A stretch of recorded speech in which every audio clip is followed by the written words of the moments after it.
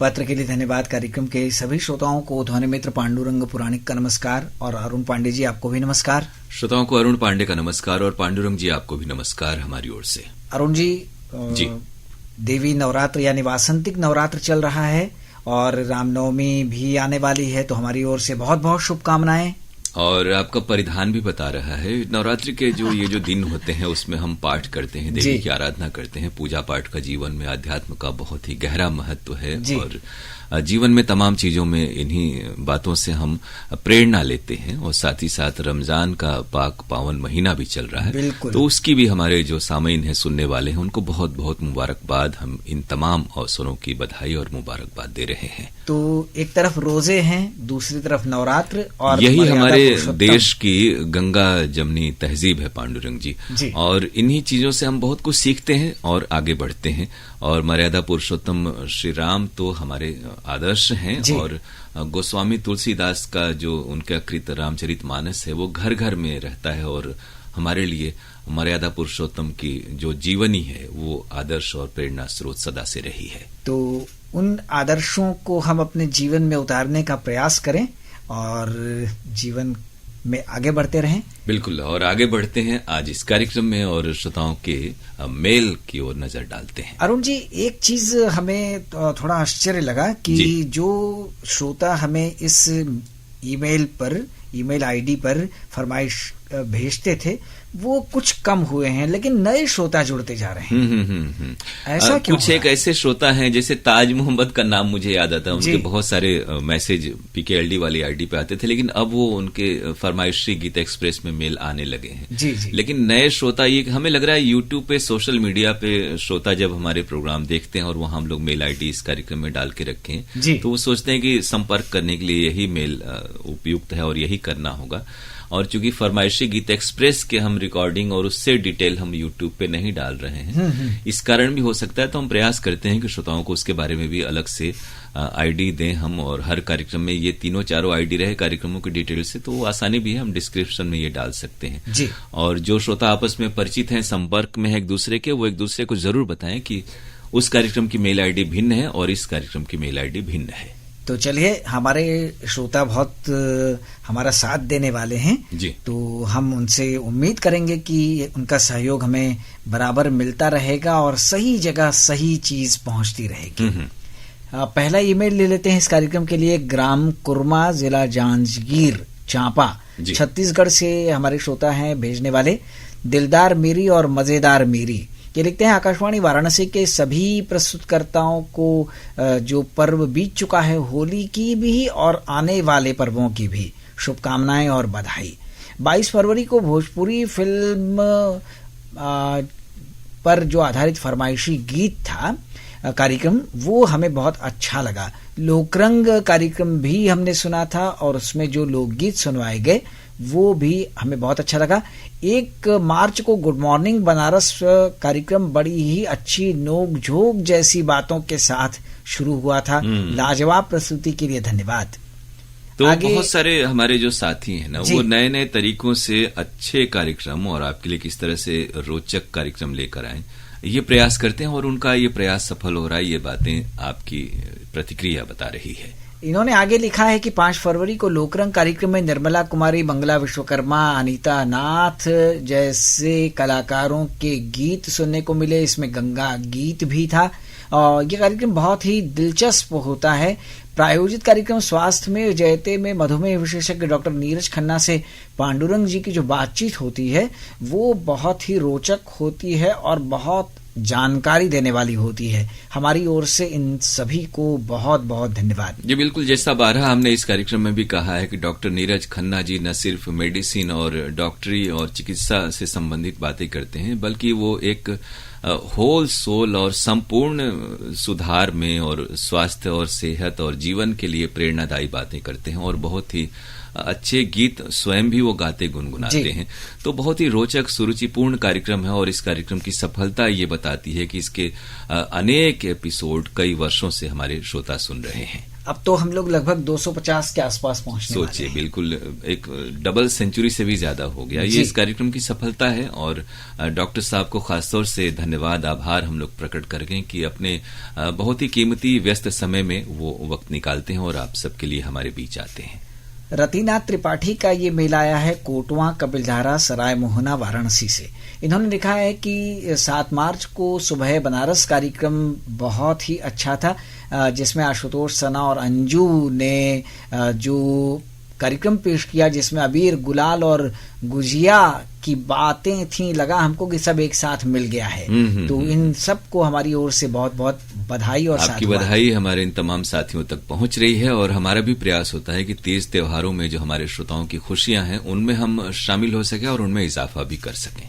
5 मार्च को आज इतवार कार्यक्रम में मजेदार कॉमेडी झलकी हॉलीडे सुनवाने के लिए, हमको लगता है हॉलीडे है ये जी, और इन्होंने लिखा है बहुत बहुत धन्यवाद और एक बार इसको फिर सुनवाइएगा। जरूर हम आपकी फरमाइश पूरी करने का शीघ्र ही प्रयास करेंगे और इस मेल के लिए हम आपको शुक्रिया कह रहे हैं बहुत बहुत। जबानिया गाजीपुर के सुरेश जायसवाल, उर्मिला, दीपक और स्वाति जायसवाल का ये मेल आया है। इन्होंने लिखा है कि फरवरी माह में 23 फरवरी को स्वस्ति श्रीवास्तव ने ईमेल पर आधारित फरमाइशी गीत कार्यक्रम पेश किया था, बहुत अच्छा लगा। 24 फरवरी को अनुपम गुप्ता ने व्हाट्सएप पर आधारित यही कार्यक्रम पेश किया, अच्छे अच्छे गाने सुनवाए गए। 27 फरवरी को आशुतोष ने एक ही कलाकार में इंदिवर पर प्रोग्राम पेश किया, अच्छी जानकारी देने वाला था। 7 मार्च को गुड मॉर्निंग बनारस भी आशुतोष ने पेश किया था, वो कार्यक्रम जिसमें सना और अंजू भी थी, बहुत मजेदार था। बचपन की याद ऐसा लगा कि हमें ताज़ी हो गई है। जितनी भी तारीफ की जाए आकाशवाणी के कार्यक्रमों की वो कम है। हमारी ओर से सबको बहुत बहुत बधाई।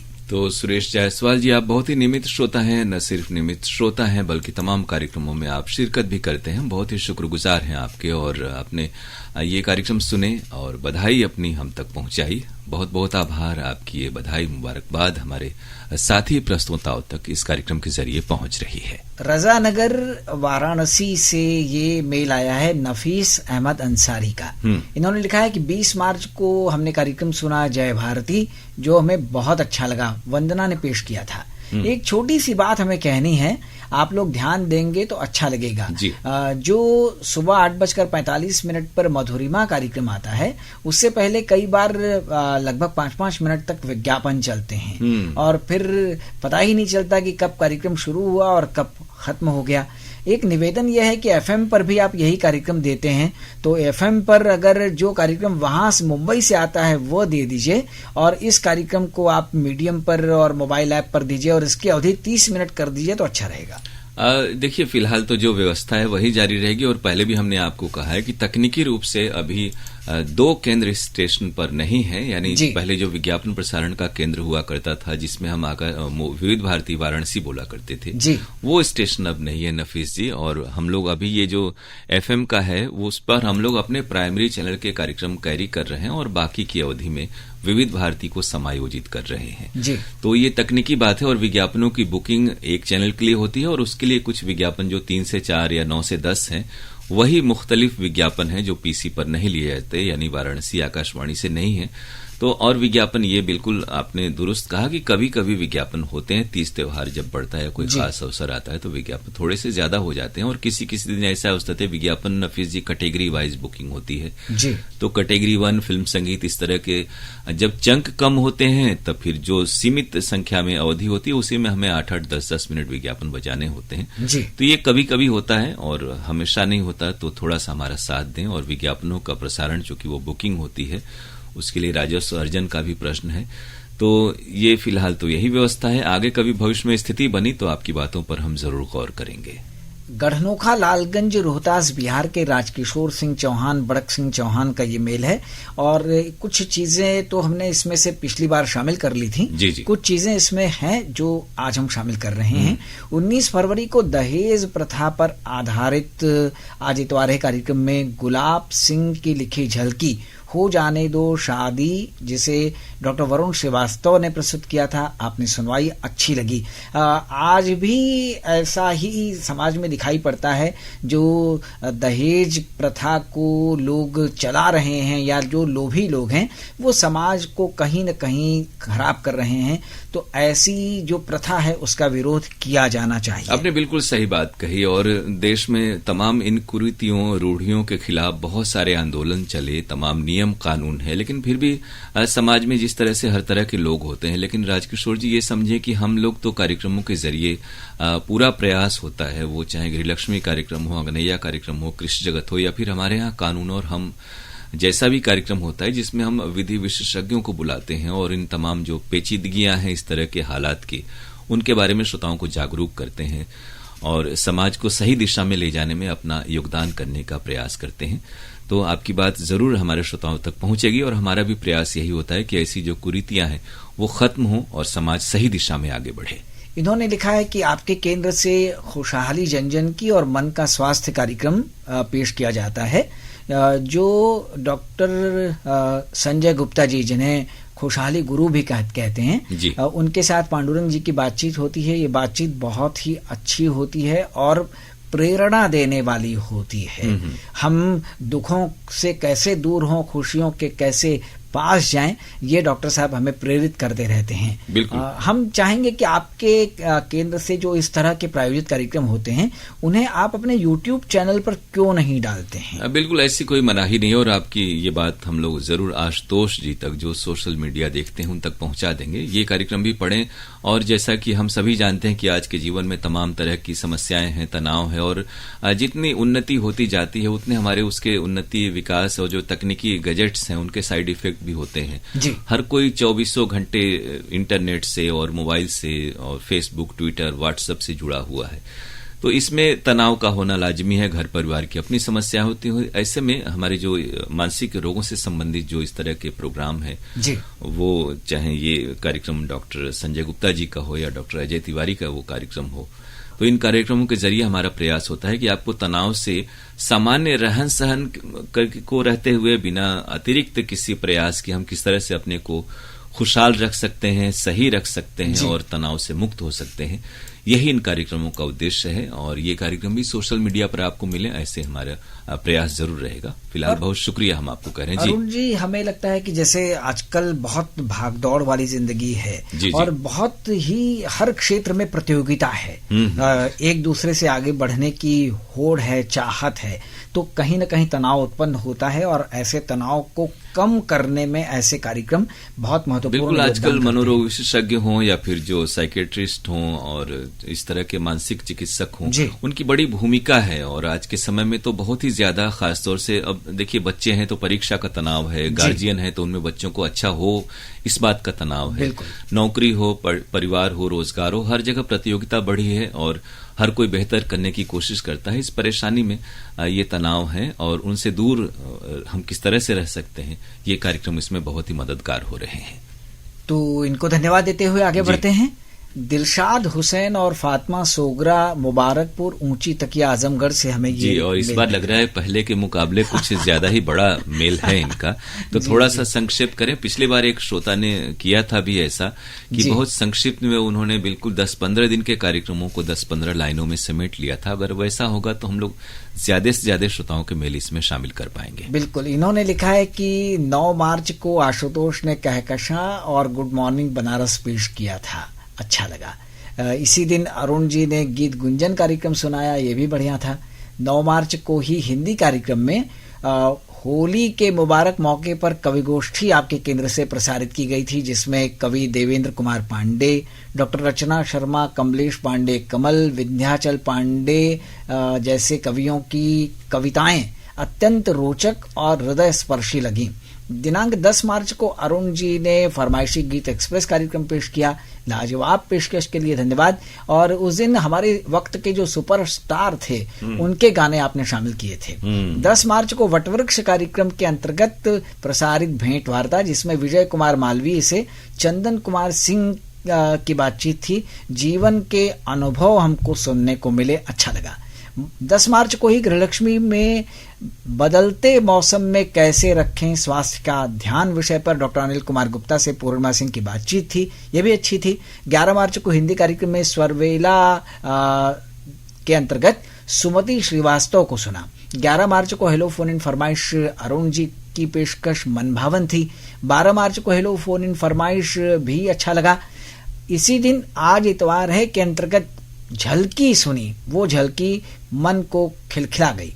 12 मार्च को लोकरंग कार्यक्रम में रामजन्म भारती के गाए गीत अच्छे लगे और पत्र के लिए धन्यवाद तो आप दोनों करते हैं, तो वो तो हमारे लिए सबसे पसंदीदा कार्यक्रम है। इन्होंने आगे लिखा है कि इतनी अच्छी प्रस्तुति के लिए और गुड मॉर्निंग बनारस जो सना ने पेश किया था उसके लिए हम बधाई देना चाहेंगे। तो आपकी बधाई हमारे इन तमाम साथियों तक पहुंच रही है। और जहां तक पत्र के लिए धन्यवाद कार्यक्रम की बात है, तो इसमें तो हम आप दोनों का ही बराबर का योगदान है। आप जैसे जो नियमित हमारे श्रोता हैं वो न सिर्फ समय निकालकर कार्यक्रमों को सुनते हैं बल्कि कार्यक्रमों के बारे में अपनी राय प्रतिक्रियाएं हम तक पहुंचाते हैं।